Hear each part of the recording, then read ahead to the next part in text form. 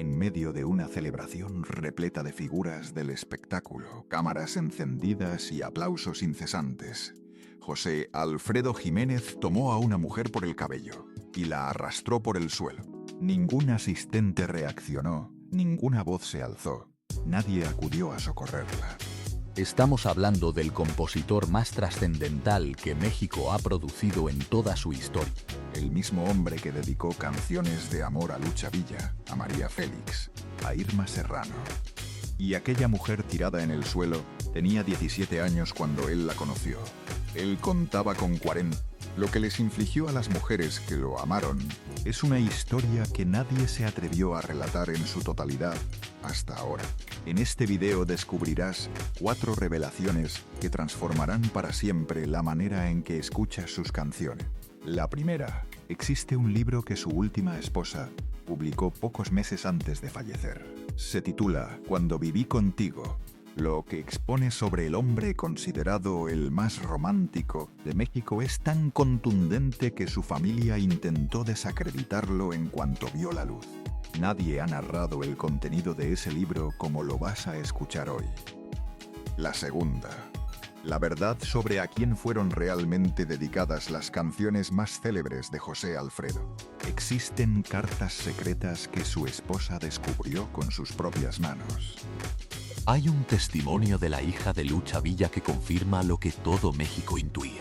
Y hay una canción que millones entonan alegremente en las fiestas, sin imaginar que nació en la noche más oscura de su vida. La tercera, la pelea con Vicente Fernández. Una humillación pública que ninguno de los dos olvidó jamás. Una canción de la que uno acusa al otro de haberla robado. Y una mujer en el centro del conflicto que lo encendió todo. La cuarta, la herencia. Más de 30 herederos enfrentados, 300 canciones atrapadas en un limbo legal y un catálogo valuado en millones que hoy no tiene quien lo administre. Te avisaré cuando lleguemos a cada una. Si abandonas el video antes del final, perderás la parte que la familia ha querido borrar durante medio siglo. Pero primero necesitas entender de dónde vino este hombre, porque José Alfredo Jiménez no llegó al mundo siendo un monstruo, sino siendo un niño al que la vida le arrebató todo demasiado pronto.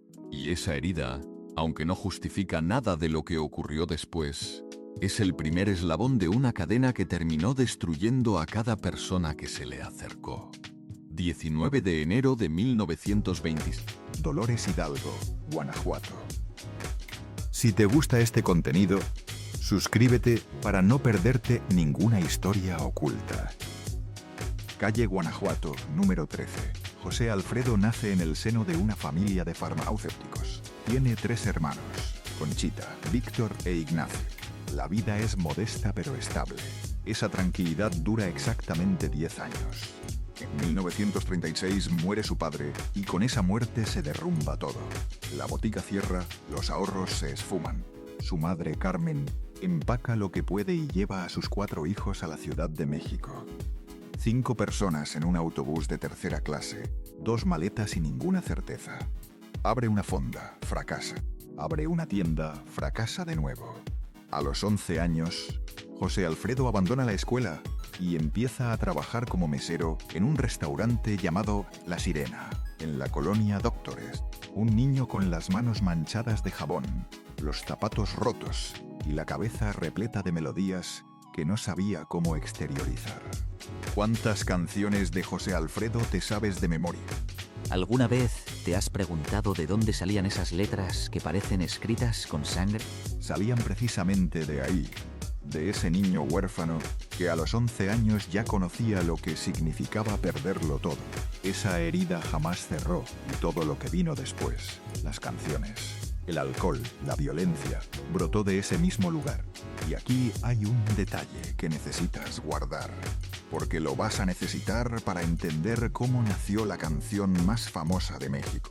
José Alfredo nunca aprendió a tocar ningún instrumento, ni guitarra, ni piano, nada. Transmitía sus melodías silbando. Las silbaba a un arreglista llamado Rubén Fuentes, quien las transcribía nota por nota. 300 canciones, todas nacidas de un silbido. Grábate eso. y algo más que nadie esperaría. José Alfredo fue futbolista profesional, portero de primera división, compañero de la Tota Carvajal, pero el destino no lo quería bajo los 3 palos. Lo quería frente a un micrófono. En La Sirena, un músico llamado Andrés Huesca lo escuchó cantar mientras limpiaba mesas. Le gustó una canción y la grabó. En 1948, José Alfredo cantó por primera vez en la radio. Meses después, Jorge Negrete grabó un disco completo con sus composiciones. Pedro Infante las pedía para sus películas. Lola Beltrán las elevaba a la categoría de himnos. En pocos años, el mesero huérfano pasó de servir platillos a llenar el Palacio de Bellas Artes. Pero lo que llegó junto con la fama fue precisamente lo que lo destruyó a él y a todas las personas que cometieron el error de quererlo. Con los aplausos llegó el alcohol. Con el alcohol llegaron las mujeres. Y con las mujeres, una cadena de destrucción que se extendió durante 25 años y que todavía, medio siglo después de su muerte, sigue cobrando víctimas. Recuerda lo de los 30 herederos enfrentados. Llegaremos ahí. Pero primero, la primera mujer se llamaba Paloma Gálvez, y la manera en que la conquistó fue una de las gestas más románticas en la historia de la música mexicana. Diciembre de 1940. José Alfredo tiene 23 años y está perdidamente enamorado. Así que hace lo que mejor sabe. Compone una canción. Se la lleva como serenata en una noche helada de diciembre. Parado bajo su ventana con un trío de guitarras, canta por primera vez Paloma querida, la misma que hoy suena en bodas y quinceañeras de todo el continente, la que millones tararean sin saber que fue escrita para pedirle matrimonio a una mujer a quien él mismo abandonaría sin firmarle el divorcio. Se casaron el 27 de julio de 1952. Boda por la iglesia en la Ciudad de México. Las revistas publicaron fotografías de la pareja perfecta. Paloma radiante con un vestido blanco hasta el suelo, un ramo de azahares entre las manos y una sonrisa que no cabía en su rostro. José Alfredo de traje oscuro con corbata de seda, los ojos brillantes de un hombre que cree tenerlo todo. Tuvieron 2 hijos, José Alfredo Jr. y Paloma. Los primeros años parecieron funcionar. La familia, modelo, el compositor genial que llenaba teatros, la esposa bella y entregada que lo aguardaba en casa con la cena lista y los hijos dormidos. Pero las grietas comenzaron a abrirse por dentro, porque las noches se fueron alargando. José Alfredo salía después de cenar y no regresaba hasta que el sol ya estaba alto. Las camisas volvían impregnadas de alcohol mezclado con perfume ajeno. Chabela Vargas se convirtió en su compañera de juergas. Juntos recorrían cantinas y centros nocturnos hasta que la madrugada los escupía de vuelta. Chabela lo acompañaba a conquistar mujeres. Eran cómplices del desastre, socios de la autodestrucción. Paloma aguantó los rumores que le llegaban por boca de las vecinas, las llegadas al amanecer con los ojos vidriosos y el aliento agrio, las marcas de labios en los cuellos de las camisas que ella misma lavaba. Aguantó porque en los años 50 una mujer casada aguantaba, porque así se lo habían enseñado, porque tenía 2 hijos pequeños y un marido famoso, y todo el mundo le decía que debía sentirse afortunada. ¿Afortunada de qué? De lavar camisas con labial ajeno mientras él componía canciones de amor para otras. Te juro que no lo vuelvo a hacer, le decía José Alfredo cuando ella amenazaba con irse. Con los ojos húmedos y la voz temblorosa, le prometía que dejaría de beber, que abandonaría las cantinas, que sería el marido que ella merecía. Pero cada promesa duraba lo que tardaba en caer la noche. Quizá tú también has escuchado esa frase alguna vez. Quizá también quisiste creerla con toda el alma.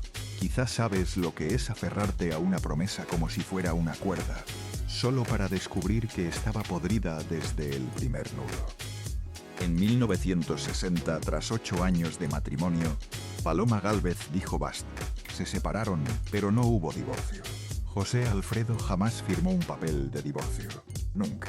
Y eso convirtió cada relación posterior, cada boda, cada te amo que le dijo a otra mujer, en una mentira construida sobre un documento que seguía vigente. Ese detalle lo cambiará todo cuando lleguemos a la herencia. Guárdalo. Paloma tomó la decisión más valiente de su vida. Se fue. Pero José Alfredo siguió buscándola durante años con flores, canciones y cartas. Todo menos lo que ella necesitaba: respeto. Y mientras Paloma reconstruía su vida con los pedazos que él le había dejado, José Alfredo ya tenía otro hogar levantado. Otra mujer, otros hijos, otra mentira. Pero lo peor aún no había comenzado. La siguiente mujer se llamaba Mary Medel, actriz. Cabello negro hasta los hombros, presencia imponente, ojos que no esquivaban la cámara. Durante 11 años, José Alfredo la presentó al mundo como su esposa legítima. Acudían juntos a los estrenos, posaban para las portadas, componían la imagen perfecta del matrimonio artístico. Tuvieron 4 hijos: Guadalupe, José Antonio, Marta y José Alfredo.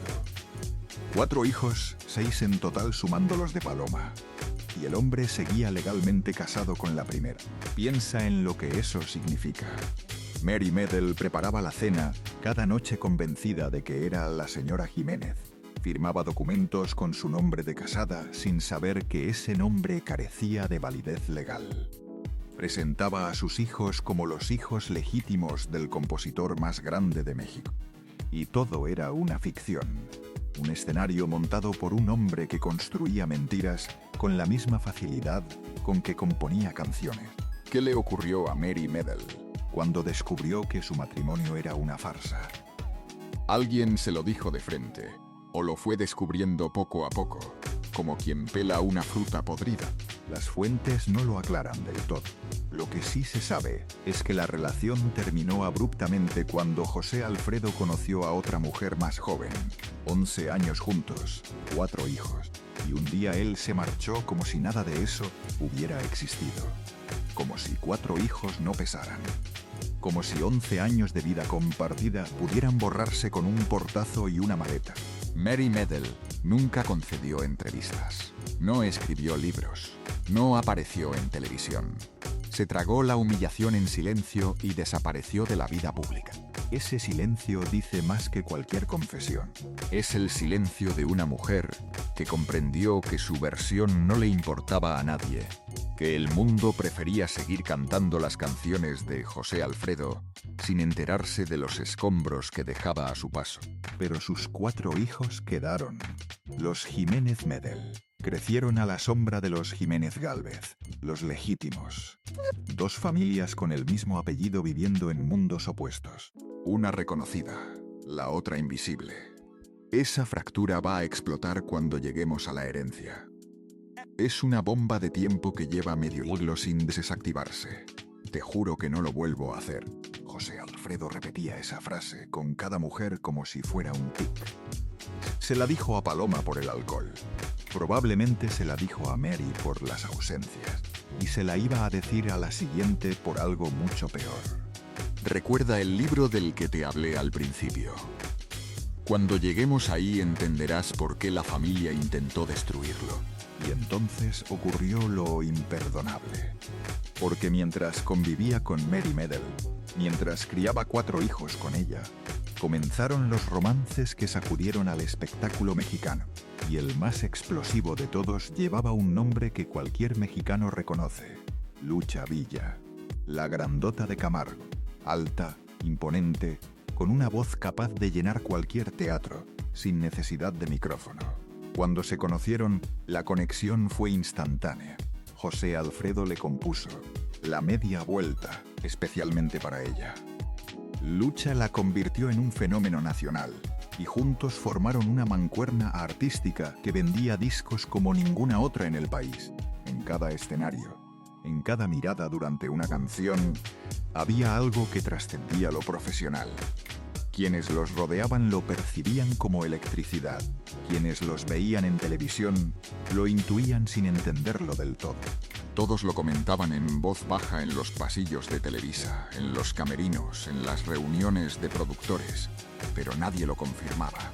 Hasta que Rosa Elena Miller, la hija de Lucha Villa, rompió el silencio años después.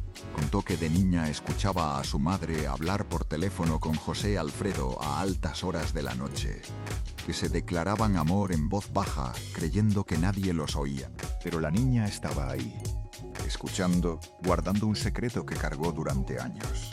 El romance fue real, apasionado, y tuvo consecuencias que ninguno de los dos midió. Porque Alicia Juárez, la última mujer de José Alfredo, hizo algo que revela cuánto la obsesionaba Lucha. Empezó a imitarla, y no de forma sutil, sino de manera obsesiva. Se vestía como ella, se maquillaba como ella, intentaba cantar con su estilo. Quería ser Lucha. Quería ocupar el espacio que Lucha tenía en el corazón, de un hombre que nunca tuvo espacio suficiente para nadie. José Alfredo alimentaba esa rivalidad. Las comparaba, usaba a una para provocar a la otra. Jugaba con sus emociones como un titiritero que disfruta viendo bailar a sus marionetas. Y mientras ellas se consumían de celos, él seguía componiendo canciones de amor que el país entero entonaba sin sospechar el veneno que se escondía detrás de cada verso. ¿Cuántas mujeres más habrá habido que nunca hablaron? ¿Cuántas historias se perdieron en el silencio de un México donde la mujer del artista famoso no tenía derecho a quejarse? Ahora sí, las canciones. Esas que todo México se sabe. Las que suenan en bodas, funerales y cantinas a las 3 de la mañana. Cada una esconde un nombre, y cada nombre esconde una traición. Paloma querida fue para Paloma Gálvez, la serenata con la que le pidió matrimonio. Serenata Huasteca. También la compuso durante una gira extrañándola, mientras en la realidad ya la engañaba. Amanecí en tus brazos. Fue para Lucha Villa, no para su esposa. Para la mujer con la que mantuvo un romance secreto. Y después se la dedicó a Alicia Juárez como si fuera nueva. Imagina descubrir que la canción que un hombre te susurra al oído ya fue cantada en otra cama. Si nos dejan, fue para Irma Serrano, la tigresa. Actriz, cantante, amante de presidentes. José Alfredo le escribió esa canción como declaración de un amor imposible. Mantuvieron una correspondencia secreta durante años. Recuerda las cartas que te mencioné al principio. Alicia las encontró entre las pertenencias de José Alfredo. Cartas escritas con caligrafía nerviosa, con tinta que se corría por la urgencia de las palabras. Las leyó una por una y tuvo que convivir con la certeza aplastante de que el hombre que dormía a su lado le declaraba amor a otra mientras ella le perdonaba los golpes. Ella la más famosa. María Félix juró toda su vida que fue compuesta para ella. En homenajes rodeada de mariachis, la doña la cantaba como si fuera su himno personal. Pero la familia desmintió esa versión en televisión. Su hijo explicó que fue para una prima del compositor. Un amor de juventud que lo rechazó cuando tenía 17 años. María Félix ni siquiera existía en el cine en ese entonces. Pero cuando se conocieron filmando Juana Gallo, él seguramente se la dedicó como galanteo. Y ella, que no rechazaba homenajes, se lo creyó para siempre. Y queda El Rey. Pero esa canción tiene una historia tan oscura que todavía no es momento de contarla. Solo te digo esto. Cuando sepas cómo nació, nunca más podrás cantarla igual. ¿Recuerdas el detalle del silbido que te pedí que guardaras? Ahí está la clave. Cada canción, una promesa. Cada promesa para una mujer distinta. Cada mujer creyendo que era la única. Y ahora abrimos el libro, Cuando viví contigo. Lo que hay adentro explica por qué la familia quiso silenciarlo. Y por qué después de leerlo nunca volverás a escuchar sus canciones de la misma forma. 1966, Oxnard, California. José Alfredo tiene 40 años. Es el hombre más célebre de la música mexicana. Sus canciones suenan en cada rincón de un país que lo venera como a un santo laico. En un evento artístico, conoce a una joven cantante que sueña con triunfar. Se llama Alicia López Palazuelos. Tiene 17 años. 17. Él, 40. 23 años de diferencia. Ella apenas terminaba la secundaria. Él ya había destruido 2 hogares. ¿Qué busca un hombre de 40 años en una adolescente de 17? Amor. o la posibilidad de moldear a alguien que carece de la experiencia suficiente para cuestionarlo? José Alfredo la apadrina artísticamente, le inventa un nombre, Alicia Juárez, la impulsa, la lleva a grabar, le abre puertas que para ella sola habrían sido infranqueables, la introduce en un mundo de reflectores, mariachis y aplausos donde ella es una extraña, y él es el dueño de todo. Y en algún punto de ese camino, el padrino se transforma en algo muy distinto. La dependencia profesional muta en dependencia emocional. Y la dependencia emocional muta en una relación donde el desequilibrio de poder es total. Ella le debía todo. La carrera, el nombre, las oportunidades. ¿Cómo le dices que no a un hombre que te dio todo lo que tienes? Organizaron una boda en California. Invitados, fotógrafos, mariachis, vestido blanco, flores, anillos, todo el aparato de una ceremonia real. Pero esa boda no tenía ningún valor legal, porque José Alfredo seguía casado con Paloma Gálvez. El papel de divorcio que nunca firmó seguía vigente, convirtiendo todo en una farsa. Alicia vivió años convencida de que era la esposa legítima del rey de México. No lo era, nunca lo fue. Y cuando lo descubrió ya era demasiado tarde para salir. Y entonces Alicia descubrió quién era realmente el hombre con quien vivía. En 2017, meses antes de morir de un infarto fulminante a los 68 años, Alicia publicó Cuando viví contigo. Las autoras Gabriela Torres y Gina Tobar lo escribieron tras más de un año de entrevistas. Cuando le sugerían omitir algo, Alicia respondía, va con todo. La familia de José Alfredo intentó desacreditar el libro en cuanto salió. No pudieron, porque lo que Alicia contó tiene nombres, fechas, lugares y testigos. La primera bofetada. Avenida Reforma, Ciudad de México. Una tarde cualquiera. Alicia había ido al cine con su hermana Amanda. Volvían caminando tranquilas. José Alfredo había regresado de gira y no la encontró en el departamento. Cuando la vio llegar por la calle, se acercó con los puños apretados y los ojos inyectados. No le dio tiempo de explicar nada. Le cruzó la cara con la mano abierta. El golpe le giró la cabeza. El ardor le subió hasta las sienes. Alicia echó a correr por la avenida. Se sentó en una banqueta con el rostro ardiendo, las manos temblándole, los ojos llenos de agua. Y José Alfredo llegó detrás. Se puso de rodillas en el concreto, le agarró las piernas y con la voz quebrada le dijo, escuincla, perdóname. Escuincla. Así le decía siempre. No, Alicia, no, mi amor. Escuincla, como si ella fuera una niña que le pertenecía. Lo perdonó. Él se veía tan arrepentido, tan pequeño ahí arrodillado. Te juro que no lo vuelvo a hacer, le prometió con los ojos empapados, aferrándose a sus piernas como un náufrago que se aferra a una tabla. Pero lo volvió a hacer, una vez, y otra, y otra. Alicia describió el ciclo con una lucidez que hiela la sangre. Primero la luna de miel, las flores, la ternura, las canciones al oído antes de dormir, las cartas que le escribía desde las giras. Parece mentira que una persona le haga tanta falta a otra persona, que una niña que empieza a vivir le dé fuerza a un hombre que ha vivido tanto. Esas cartas existieron. Alicia las guardó durante décadas. Después venía la tensión. Cuando él empezaba a beber, ella leía las señales como quien lee una sentencia. Los ojos vidriosos, la mandíbula apretada, el silencio pesado que llenaba la habitación antes de la tormenta. Medía cada palabra, calculaba cada gesto. No podía contradecirlo, no podía llegar 5 minutos tarde. Vivía anticipando el momento exacto en que la luna de miel se convertiría en pesadilla. Y cuando estallaba venían los golpes. Y después, siempre el mismo ritual, de rodillas abrazándole las piernas. Escuincla, no sé por qué hago esto, te juro que no lo vuelvo a hacer. Y ella terminaba consolándolo a él, al agresor, calmándolo porque él se sentía mal por lo que acababa de hacer. La víctima consolando al verdugo. Así de retorcido era el patrón. Alicia contó que una vez, después de una golpiza particularmente brutal, hizo su maleta. Estaba lista para irse, y José Alfredo se tiró al suelo, le agarró los tobillos con los nudillos blancos de la fuerza y le dijo llorando, Si te vas, me muero. Escuincla, sin ti me muero. Y ella se quedó porque le creyó, porque en aquel México el matrimonio era para siempre, hasta que la muerte los separara. Y así fue, diría después.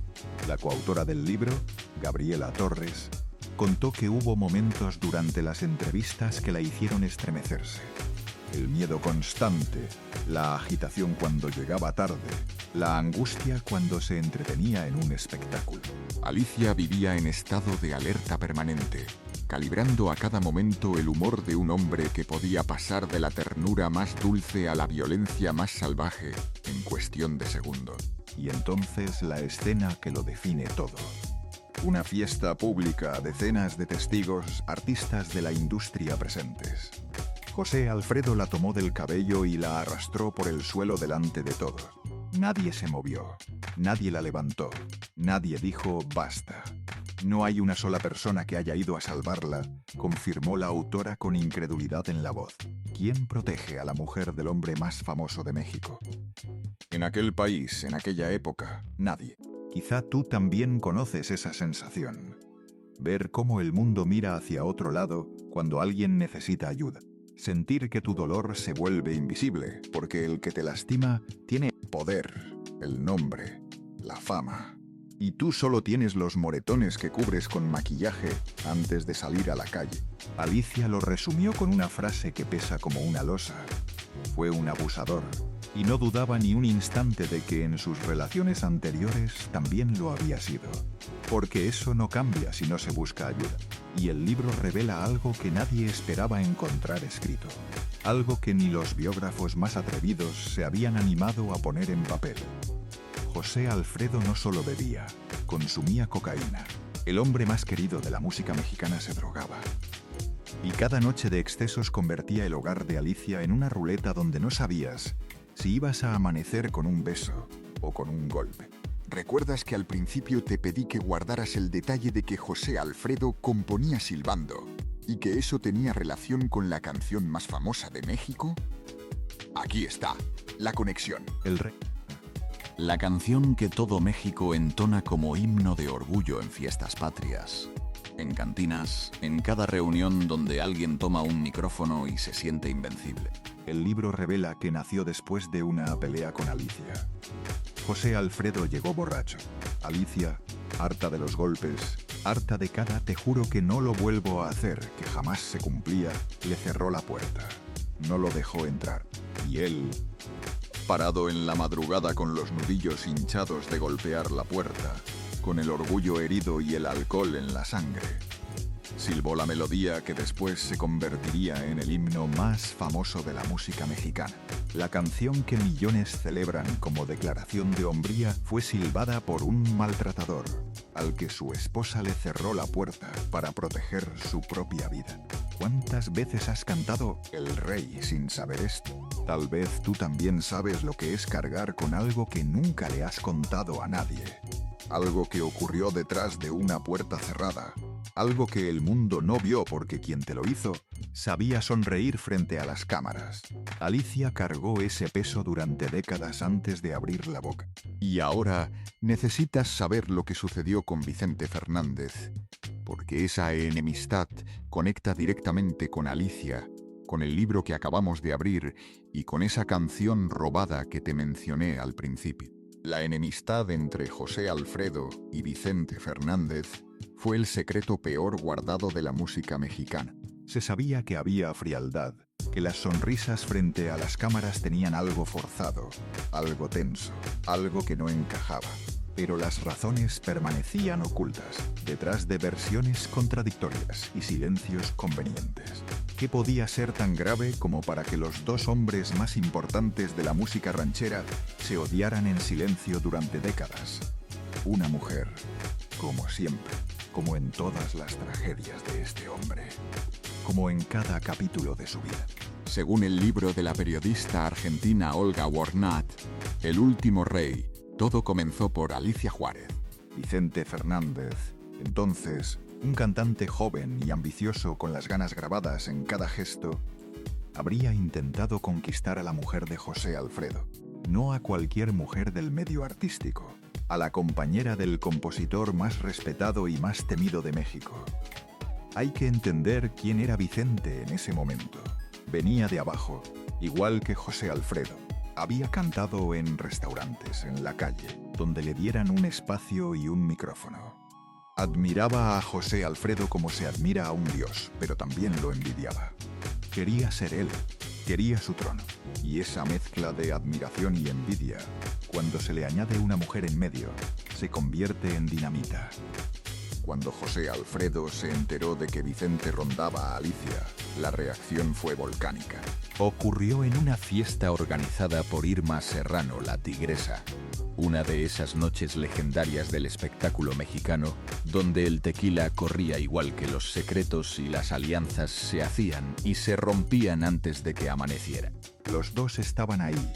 Vicente, seguro de sí mismo, quizás sin medir las consecuencias.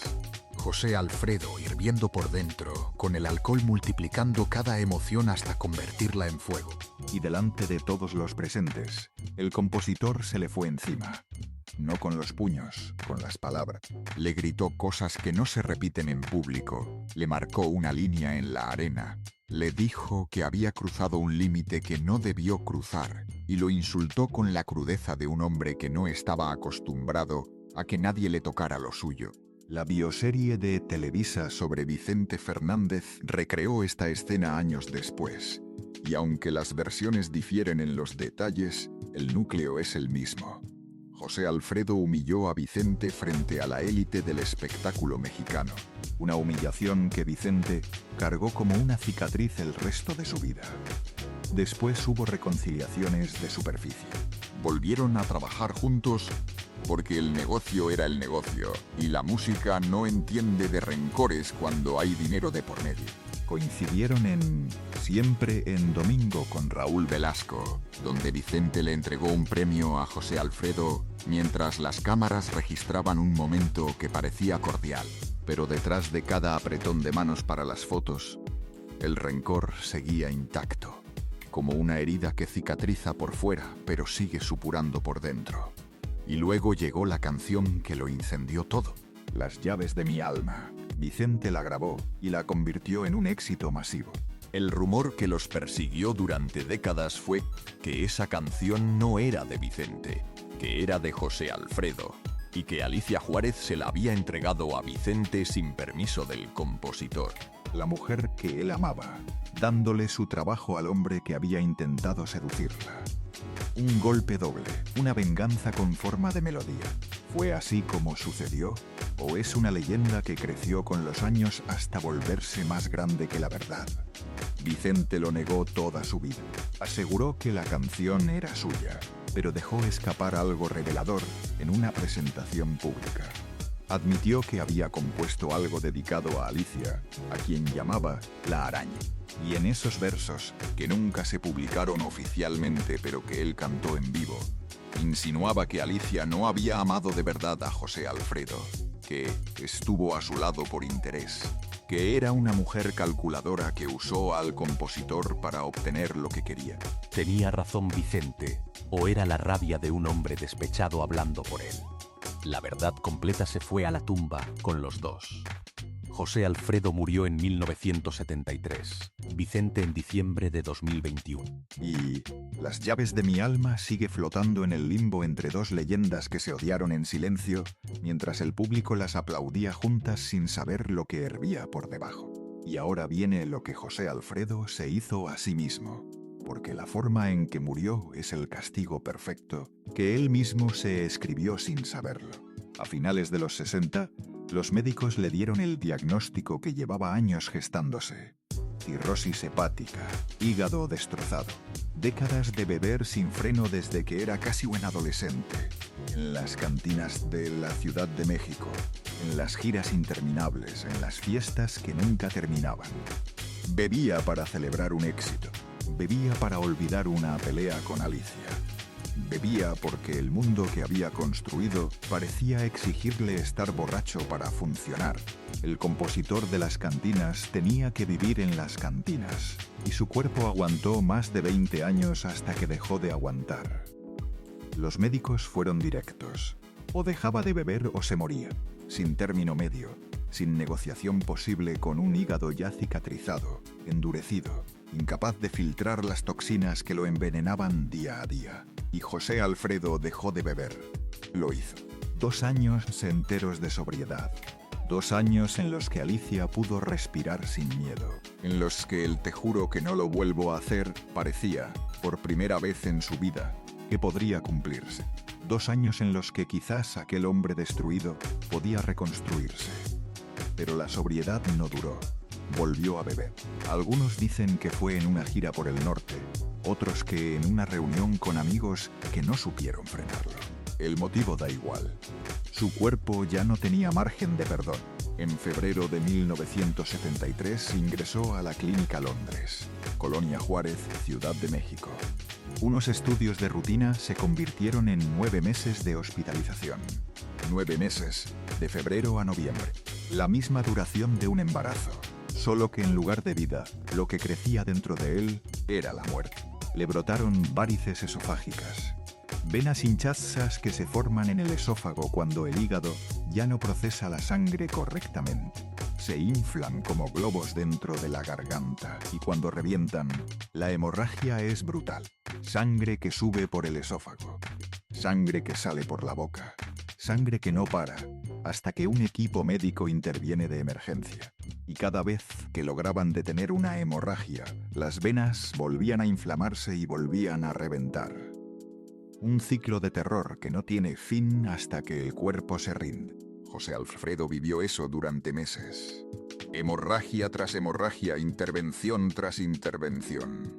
Días enteros sin poder comer porque el esófago estaba destrozado. Dolor tan intenso que no había forma humana de aliviarlo. Su hijo, José Alfredo Jr., lo visitaba cada vez que podía y contaría después que su padre, aquel hombre que había sido portero de primera división, se había convertido en un esqueleto de piel amarillenta, que había días en que no podía hablar. Días en que gemía con los ojos cerrados aferrando las sábanas con los nudillos blancos. Días en que pedía con un hilo de voz que lo dejaran morir en paz.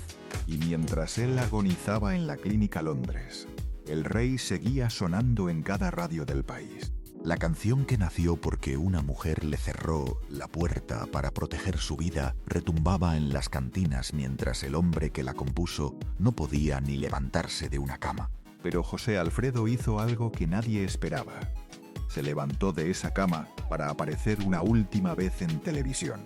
Fue en Siempre en Domingo, visiblemente destruido, la cara hundida y el cuerpo reducido a huesos cubiertos de piel.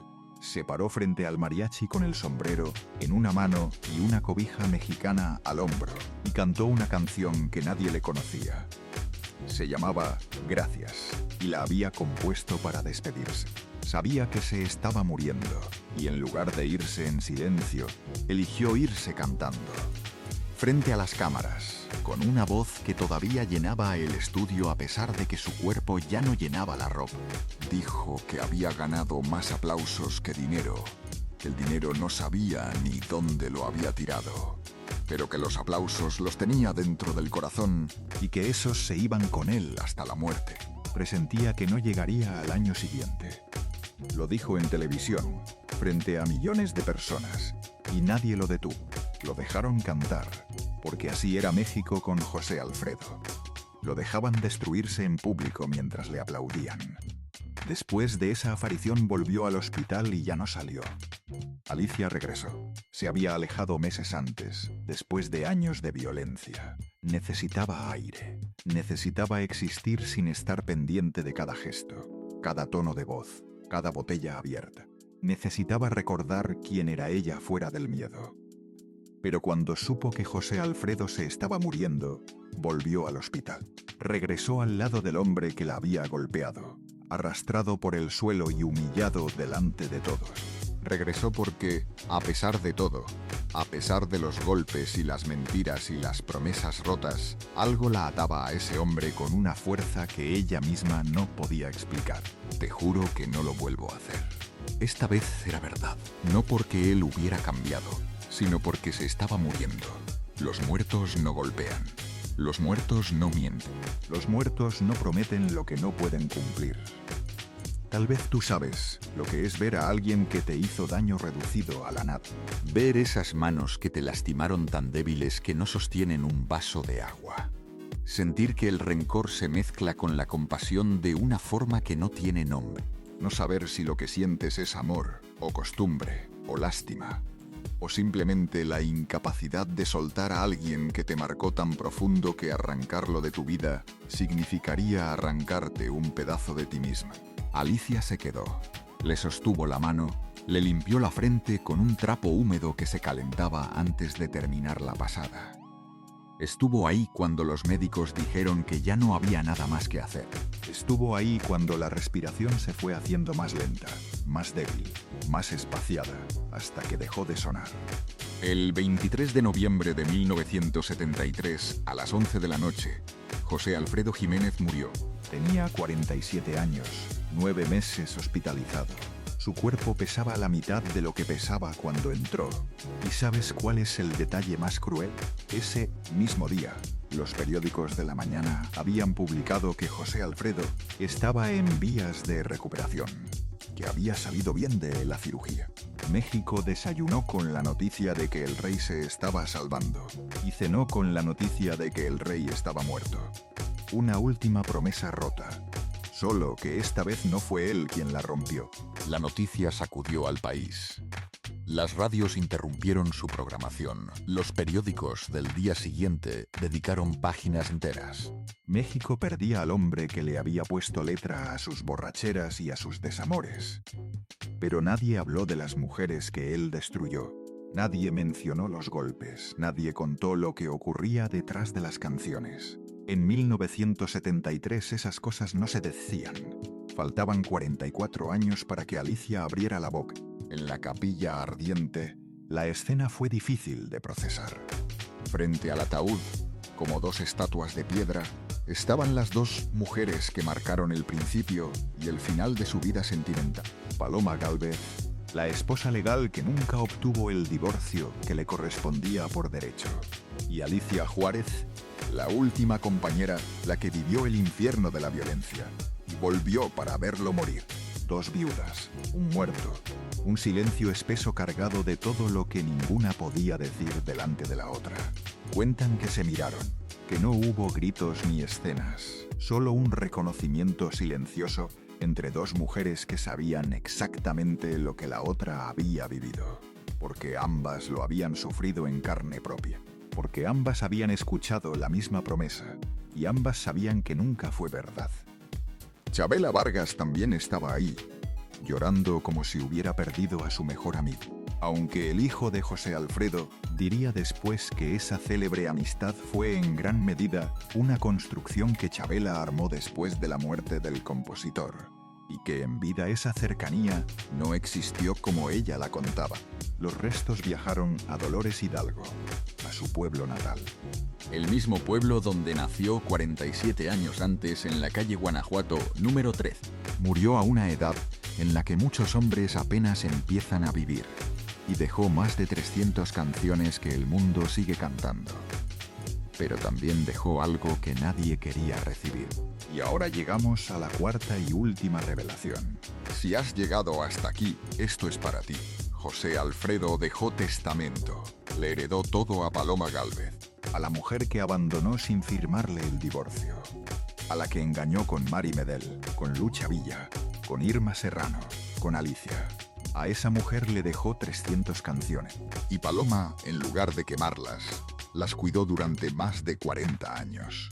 Administró cada regalía, firmó cada contrato, protegió el legado del hombre que la destruyó con una dedicación que él nunca mereció. Si eso no te dice todo sobre quién era Paloma Gálvez, nada lo hará. Paloma murió en 2018. Su hijo José Alfredo Jr. tomó el control. Era el último puente entre las dos familias que su padre había creado, los legítimos y los invisibles, los Jiménez Gálvez y los Jiménez Medel. El 29 de septiembre de 2021, José Alfredo Jr. murió a los 63 años. ¿Recuerdas la fractura entre las dos familias que te pedí que guardaras?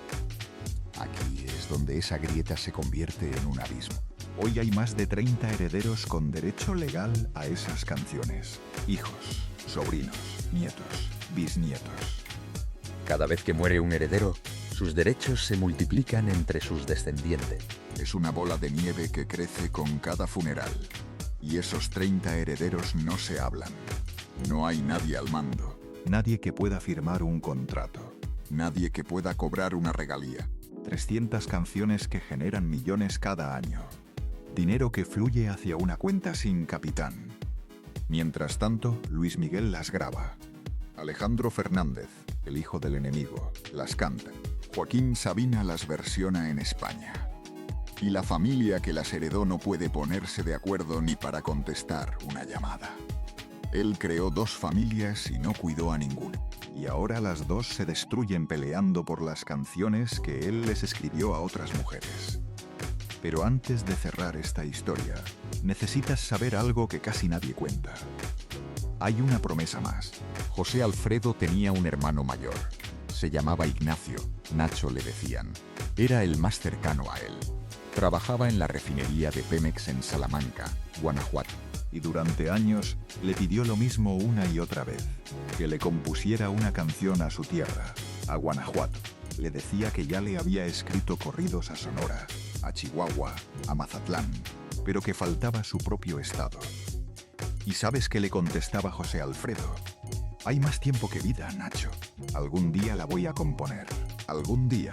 Siempre algún día. Siempre después. Siempre mañana. En octubre de 1953, Ignacio cayó enfermo. Un coma diabético. Lo trasladaron a la Ciudad de México. Murió antes de que José Alfredo pudiera llegar. Canceló los conciertos, corrió al funeral. Y cuando entró a la sala donde velaban a su hermano, encontró a su madre, doña Carmen, destruida, repitiendo una frase entre sollozos como un disco rayado del dolor. La vida no vale nada. La vida no vale nada. José Alfredo se quedó de pie frente al féretro de su hermano. Y ahí, en ese momento, compuso mentalmente la canción que Nacho le había pedido durante años. La que siempre postergó. La que siempre dejó para después. Camino de Guanajuato. La estrenó meses después en la Plaza de Toros de León. Y la cantó 3 veces seguidas, porque el público no lo dejaba bajar del escenario. Y en el verso que dice: no pases por Salamanca, que ahí me llora el recuerdo, estaba hablando de su hermano muerto. El hermano al que le prometió una canción y solo se la entregó cuando ya no podía escucharla. ¿Te das cuenta del patrón? Le prometió a Paloma que iba a dejar de beber. No cumplió. Le prometió a Alicia que no la volvería a golpear. No cumplió. Les prometió a los médicos que se cuidaría. No cumplió. Y le prometió a su hermano que le compondría una canción a Guanajuato. No cumplió a tiempo.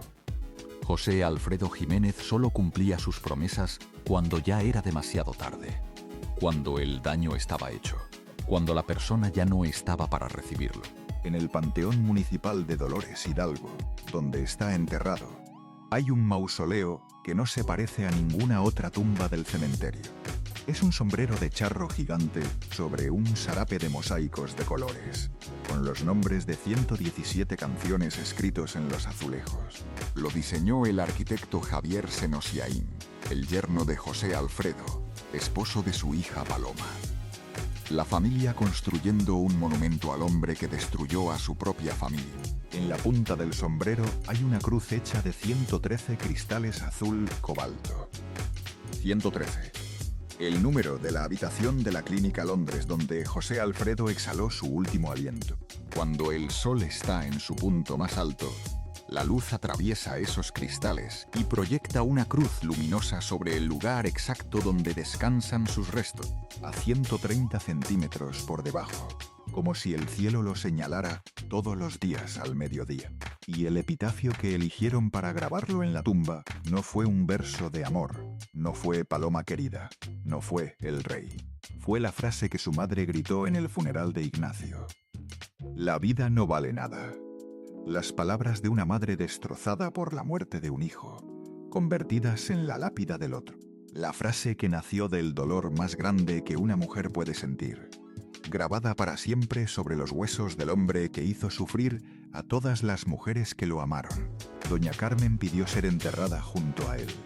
Murió 12 años después, y ahí está, madre e hijo juntos bajo ese sombrero de charro. Las 12 grecas del Sarape representan los 12 años que pasaron separados antes de reunirse en la eternidad. Y hay un último detalle. En noviembre de 2024, alguien vandalizó el mausoleo. Robaron parte de las letras de su nombre, donde antes decía José Alfredo Jiménez, 1926-1973. Ahora solo queda Alfredo, 1926-1973. Le arrancaron el nombre. Al hombre que les puso nombre a 300 canciones, alguien le robó el suyo de su propia tumba. Ni siquiera muerto lo dejan en paz. Ni siquiera su tumba está completa. El 19 de enero de 2026 se cumplieron 100 años de su nacimiento. Un siglo. México lo celebró con homenajes, orquestas sinfónicas y programaciones especiales.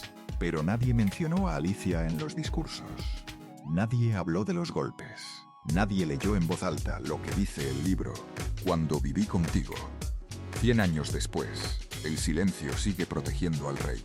Esta es la última ironía de José Alfredo Jiménez. El compositor que le puso letra al amor de un país fue incapaz de amar sin destruir. El hombre que hacía llorar a millones con versos sobre la lealtad no fue leal con ninguna mujer. El artista que cantaba sobre la dignidad humillaba a su esposa arrastrándola por el suelo. Y el hermano que prometió una canción solo la entregó frente a un ataúd.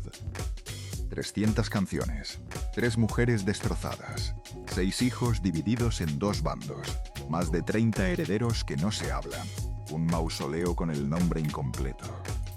Y un legado que se devora a sí mismo. José Alfredo Jiménez repitió una frase toda su vida. Se la dijo a Paloma cuando le suplicaba que abandonara el alcohol. Se la dijo a Alicia cada vez que se arrodillaba después de golpearla con las manos que no sabían tocar un instrumento, pero sí sabían hacer daño. Se la dijo a los médicos cuando le diagnosticaron cirrosis. Se la pudo haber dicho a su hermano Ignacio si hubiera llegado a tiempo. Te juro que no lo vuelvo a hacer. 6 palabras.